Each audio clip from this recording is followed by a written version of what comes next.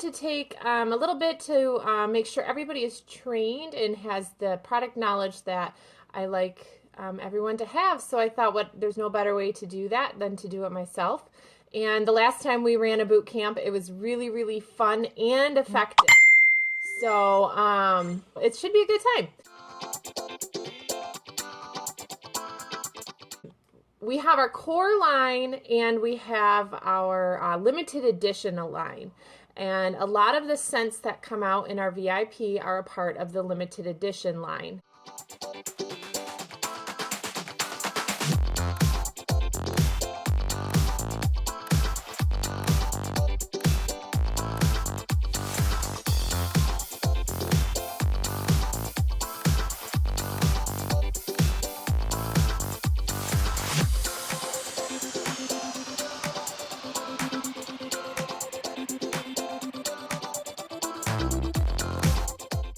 The first one that I'm going to start with is our Gardener's Bar.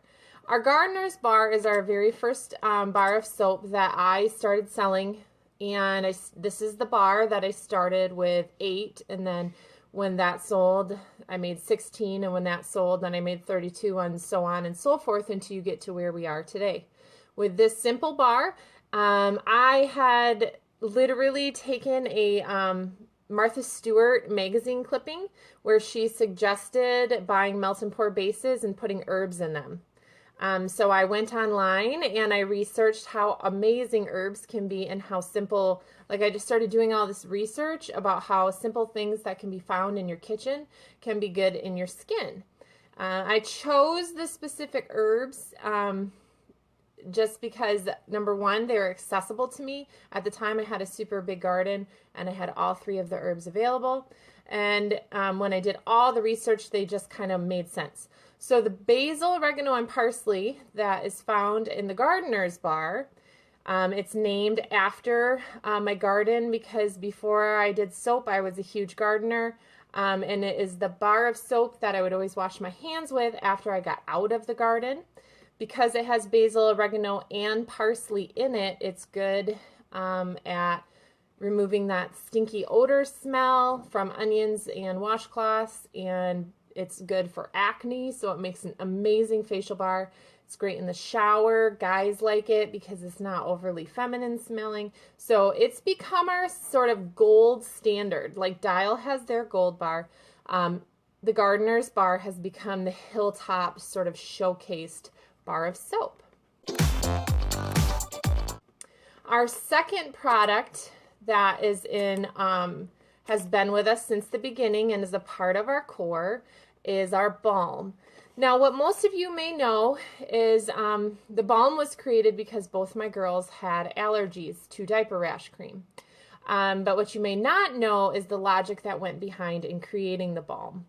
If you're an allergy sufferer, one of the first things that you have to do is try to dictate or figure out somehow what is creating these allergies. And so when I created my product line in the beginning, the thought process was to use as few ingredients as possible, but have an outstanding product so that should anyone have an allergy to anything I created, they would quickly be able to narrow down what the allergens were. With our Balm, its big talking point is that it's made with only 2 ingredients, literally 2 ingredients, beeswax and oil. I started with coconut oil that was unscented. Just, again, it was just something I had in my kitchen. It was something, honestly, that I baked with. And I had been researching bees at the time, and I just found the absolute perfect ratio to help my daughters and their diaper rash allergies. Someone wanted it to smell, and so I got organic coconut oil, and that gives it sort of its beachy scent. And then the olive oil came to be because we had a customer that was allergic to coconuts.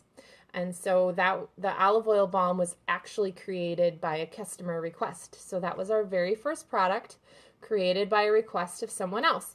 And customer requests and consultant ideas is something that our company is proud of, that we have built a lot of our product line built on suggestions. So that is our Balm in a nutshell on how it was created. Our third product, I was pregnant when I started, and so I wasn't doing much with the lye and the cold press soaps.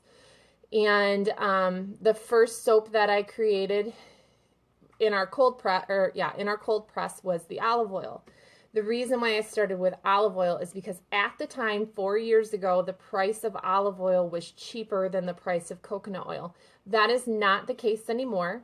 Because of popularity of coconut oil, the cost has gone down dramatically in coconut oil in 5 years since I've been making soaps and all that stuff. But most recently, in the last 3 years, coconut oil prices have plummeted. But on the transverse side, olive oil prices have just like quadrupled, which is crazy, but they've kind of flip-flopped as far as cost and stuff. But olive oil was the first cold press soap that I made because, again, it was readily accessible. It was a cheap oil. And again, with the thought process of everything being simple for people with allergies, this bar of soap only has 3 ingredients. So if you have any allergies, you should be able to pinpoint which one it was with this bar of soap. And it's it's not our top seller in our From Scratch, but it's in our top 5. And it is also the base for our jewel weed, our beer, and our coffee. Oh, and our gardeners too. So gardeners too, coffee, beer, and olive oil are made with the same exact soap recipe. The little additives are the only thing that differentiates them from each other. Our fourth product, is our Kitchen Citrus. So the Kitchen Citrus was my second square bar. I went for a really, really long time with only 1 square bar, which is hard to believe because now our square bar lineup is huge. And it was a request again from a customer, and it was my aunt, and she wanted something citrusy for the kitchen. And so it was pretty amazing once I started researching how lemon zest and orange zest can work, and fighting antibacterial agents, and it's great for the hands, and it just smells really fresh and clean. And again, this is made in the olive oil base, so it's highly moisturizing. And so for the longest time, we just had the 2 square bars, but the Kitchen Citrus was the second square bar in our lineup. Then I came to the scrubs. And in the summer, so it was probably June, around the same time I released the Kitchen Citrus, I also released our first scrub. And how I came about the scrub is I started noticing on Pinterest, a lot of my friends were posting these natural beauty product ideas. And I kept thinking like, oh, I could totally make that, or I have time to make that. And that's sort of how the brainchild kind of adding different product lines came to be. I started to watch what my friends were pinning on Pinterest, and this came into my mind where, you know, people desire these things. They're pinning them a lot, and everyone's repinning what she's repinning. And I was like, well, what happens if just one mom made that? You know, could I sell it to them? Maybe.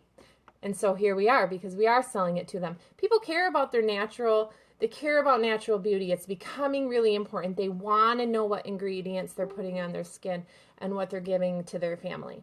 So with the scrubs, again, the concept was to keep it simple. I had already had a ton of lemons in the house because I was making the Kitchen Citrus. And I chose to go with Epsom salt because Epsom is awesome for like muscle flare-ups, and it was pretty cost efficient and accessible again for me to use.